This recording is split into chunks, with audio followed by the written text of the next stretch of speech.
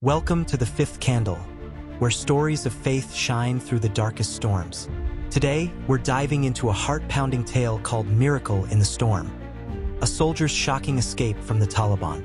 Meet Daniel Carter, a British soldier captured in Afghanistan in 2021, facing death at the hands of his enemies, until a series of jaw-dropping twists and a divine miracle turn his fate upside down. This story is packed with suspense, betrayal, and the undeniable power of God's intervention.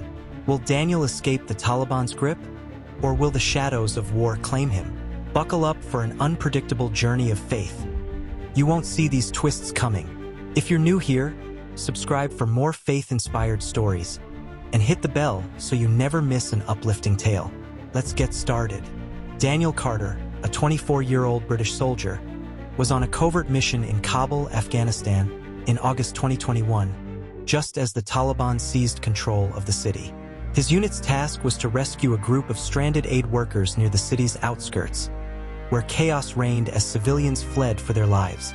Daniel had joined the military to honor his father, a decorated veteran, and his faith had always guided him through tough missions.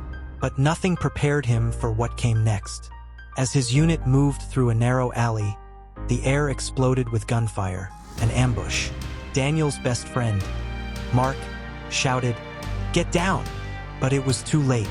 A grenade blast knocked Daniel unconscious, the world fading to black. When he awoke, he was in the back of a Taliban truck, wrists bound with coarse rope, blindfolded, and surrounded by fighters shouting in Pashto. His heart raced as he overheard their plan. They were taking him to a remote stronghold for interrogation. Clutching the cross necklace his mother had given him before he deployed, Daniel whispered Psalm 107 verse 29. He stilled the storm to a whisper. The waves of the sea were hushed. He prayed for a miracle, but a storm was coming, one he couldn't predict. After a grueling journey, the truck stopped in the mountains of Kandahar, a notorious Taliban stronghold. Daniel was dragged into a cave, his blindfold yanked off, revealing a suffocating cell carved into the rock. The air was thick with the stench of mold, and the only light came from a flickering torch outside, casting eerie shadows on the jagged walls. His captors, led by a ruthless commander named Rahim, interrogated him daily. "Tell us about your unit. Where are the British hiding?" Rahim barked, his eyes cold and unyielding. Daniel refused to speak, knowing that betrayal could cost his comrades their lives. Each refusal brought punishment: beatings with a leather strap, starvation, and threats of execution. Days turned into weeks, and Daniel's body weakened, his ribs aching from the latest beating. But his spirit clung to faith. He prayed silently, tracing the cross necklace with his fingers, a reminder of God's presence even in this hellish place. One night, a young fighter named Omar slipped into the cell, glancing nervously at the entrance. "I can help you," he whispered, handing Daniel a piece of stale bread. "I'm not like them." Daniel's hope surged. Could this be God's answer to his prayers? Omar revealed he'd been forced into the Taliban after they killed his family, and he wanted out. He promised to help Daniel escape in exchange for protection once they reached safety. Daniel agreed, but a gnawing doubt lingered in his gut. Was Omar truly an ally, or was this a trap? He prayed for discernment, clinging to John 16 verse 33. "In this world you will have trouble, but take heart, I have overcome the world." A deadly betrayal 2 nights later, Omar returned, his voice barely audible. "It's time, we need to move now." He led Daniel through a maze of tunnels, their footsteps echoing in the darkness as they avoided patrolling guards. Daniel's heart pounded with a mix of fear and hope. Freedom seemed so close.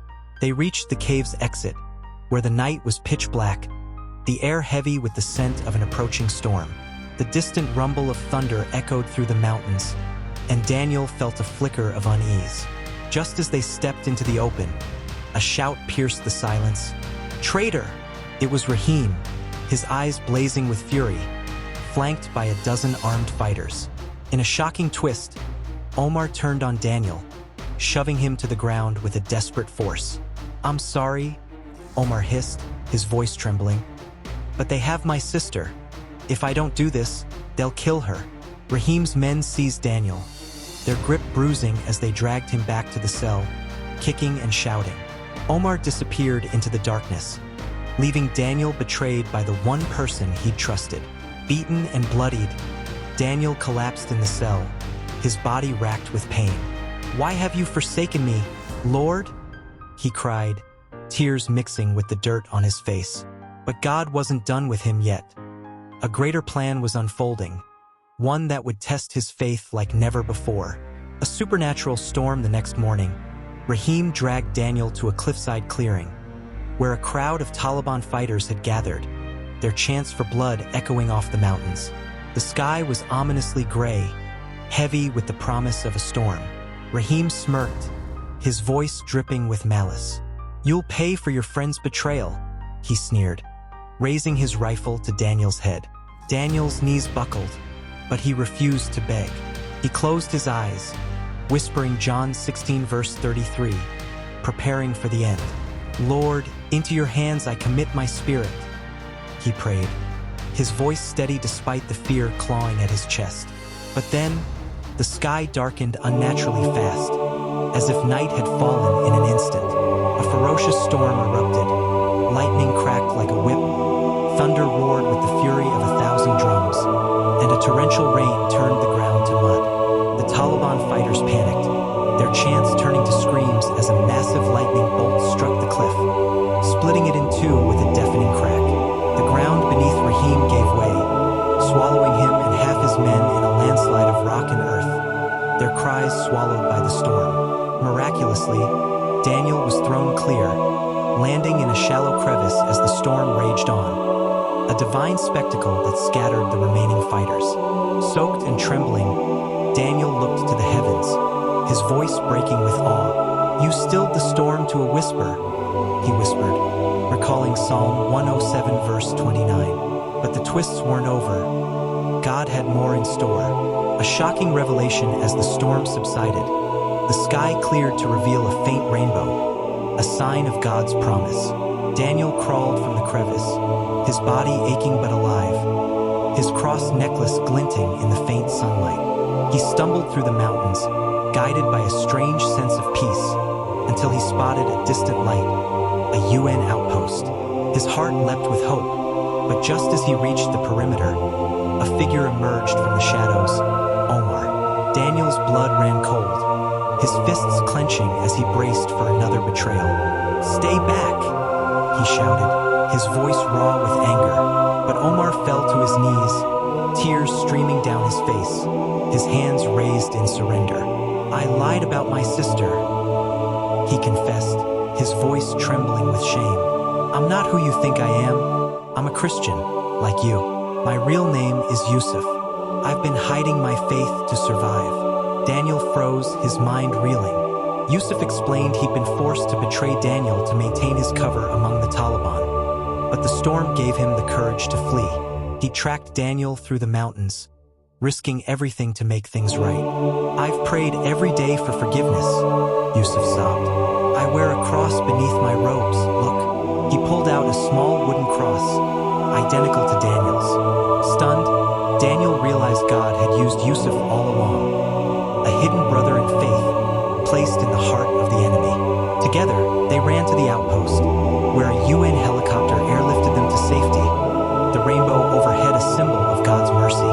Daniel and Yusuf became inseparable, their bond forged through shared faith and survival. Daniel struggled with nightmares of the cave, but Yusuf's presence reminded him of God's faithfulness. They began speaking at churches, sharing their story of the miraculous storm, a spectacle of God's power that left congregations in tears. Yusuf, now free to live openly as a Christian, spoke about the courage God gave him to reveal his true identity, while Daniel emphasized Romans 8 verse 28. "And we know that in all things God works for the good of those who love him." Even the betrayal had served a purpose, leading to their miraculous escape. Together, they founded a ministry to support persecuted Christians in war zones, turning their trauma into a mission of hope. They named it Storm of Grace, a tribute to the divine intervention that saved them. Daniel often quoted John 16 verse 33, a reminder that God overcomes even the darkest troubles. From surviving to thriving, their journey showed that faith can weather any storm and any twist life throws at us. What a roller coaster of faith and miracles. Daniel's escape from the Taliban, through betrayal, a divine storm, and a shocking revelation, proves that God's plan is often unpredictable, but always perfect.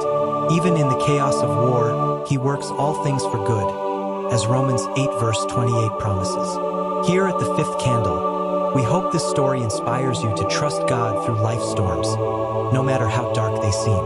Which twist shocked you the most? The betrayal, the storm, or Yusuf's hidden faith? Share your thoughts in the comments. I'd love to hear them. If this tale stirred your faith, please subscribe and hit the bell for more inspiring stories of Christian redemption. Next time, we'll share another journey of hope. Don't miss it. Until then, may your faith shine bright